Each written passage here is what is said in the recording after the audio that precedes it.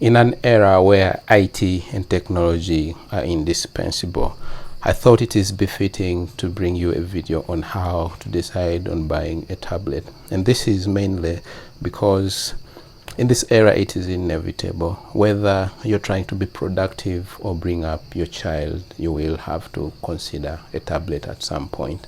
This is very popular among data collectors and also kids in families for the purposes of self-learning videos and games. So when we talk of tablet, definitely do not be mistaken. Most people tend to think I'm talking about the iPad. It is included, but that's a tablet made by Apple as a company. There are Android tablets, and then there are also tablets made by other manufacturers other than Android. Today, this video helps you decide on what to look into when choosing amongst these tablets. So, as you might already noticed that some of the things will depend on your needs. For instance, are you using it for business or for home? And under home, there are personal things to look into. Is it for kids or is it for you, the parent? All right.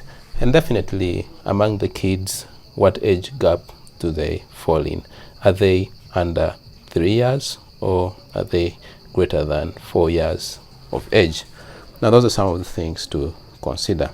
But irrespective of any of the use case purposes, the general rule of thumb is that one of these things will definitely be limited by the budget that you have on you for these devices. But despite the budget, like I always say, make sure that you get the best for whatever the budget you have at hand, because under any circumstances we need to start with what we have to use. Now, for our case, we can look at processors. Now, among the processors, we will have multiple manufacturers, and then that is to say Snapdragon is one of the processor manufacturers, and then we have the Samsung, I think Zenox, I don't know how they spell that. We have the MediaTek and many other companies such as Spedram, and all these make processors of the PC. But as you might already noted, is that I've listed processors in terms of quality of maker. Snapdragon has been around for a very long time. I mean, that's by Qualcomm. And then MediaTek has caught up, and these are budget processors. So in my own opinion, I usually stick with Snapdragons because they have been in the most long-lasting devices I've ever had in my entire life. But brands having been said, you want to look at certain things. Speed of the processor. This is normally quoted in gigahertz. For instance, let's say 1.8 gigahertz. And because most of these tablets don't use the extreme high performance processors that you would find in flagships, it's typical that you'll find them having about 1 to 2 point something gigahertz of processors. Now, having looked at the processors, the other thing you will look at is the number of cores that it has. In other words, more like how many people does the processor employ to do a certain task. Now, typically here we'll look into 4 cores, and then we also have 8 cores. So having 8 cores is definitely the better option, only that I had to list them in ascending order in that case, whereas the makers are in descending order of quality. That being said, you might take home that look at a processor with at least 8 cores, irrespective of the clock speed, but that will make sure it is a device that will not suffer under usage. Now, when we come to RAM, now RAM, this is quoted in terms of gigabytes. In this day and era, a 4 GB should not be gone below, but ideally anything above 4 GB, for instance 8 GB, is a win-win. And having said that, definitely RAM actually supports the processor to do the tasks that it has to do extremely quickly. Now, as a matter of fact, the concept of storage just will determine how many applications you would want to load onto that device, and then also how much personal data you plan to put in there. You will actually note that these apps do not have a separate storage, but they stay on the internal storage of the laptop, and therefore they will compete with your data, which also stays on the internal. Now, for people whose budgets are a little lower to begin with, usually this shouldn't really limit you. The size of storage shouldn't cause you to go for a lower processor and RAM simply because you want a bigger storage. In that case, look at a device that has a memory card or micro SD expansion slot, such that for now you put your money mostly into making sure the processor and the RAM is well suited for your needs, and then the storage can always be expanded later on in future when you get some money by means of a micro SD. Actually, of recent, I was able to get a micro SD of 512 gigabytes, but that's an overkill of a storage for most of tablet use case scenarios. And as such, now let's look at size.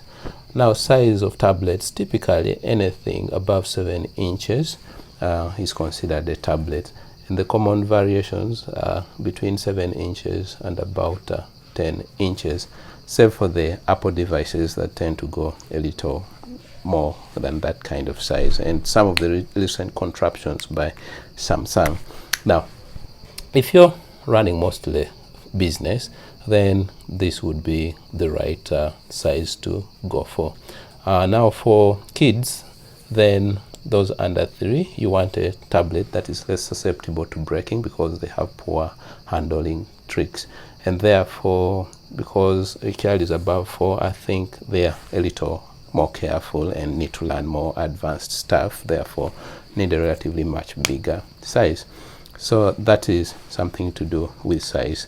And having said that, remember earlier on we have mentioned that some people tend to call tablets iPads, but iPad is simply a brand made by Apple. Now, on the subject of OS, we have two main things. Now, Apple makes a software called iOS, and then we have Android, basically making what we call Android OS. Sorry, Android is actually by Google, going on to almost any device that is willing to take on the Google Android.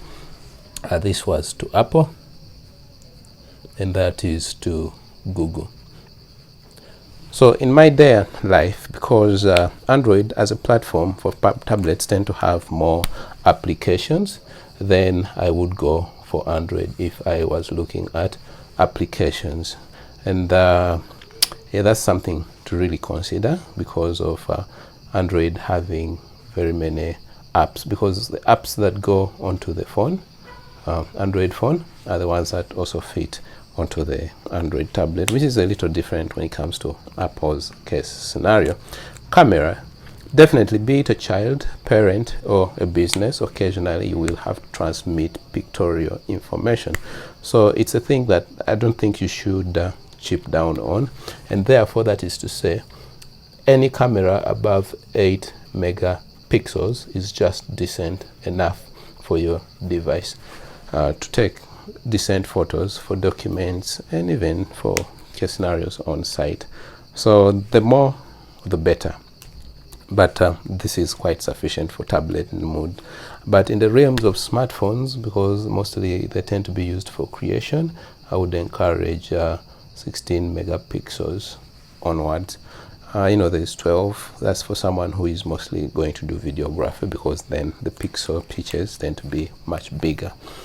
Now, this is where you also have to decide battery. I mean, some of these tablets may have to run an entire day without you having to charge, in which case I encourage you to look at over 7,000 milliampere hours.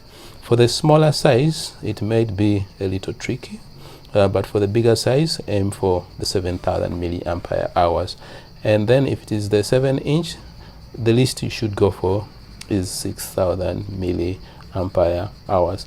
because unlike our phones, we pay less attention to tablets and we are less likely to remember to charge them. But then again, some of these are common for field trips, like businesses that have to go and do data entry or data collection from the field, and therefore it is a delight to have had you here. And please do hit the subscribe button, and see you in the next video. Ciao.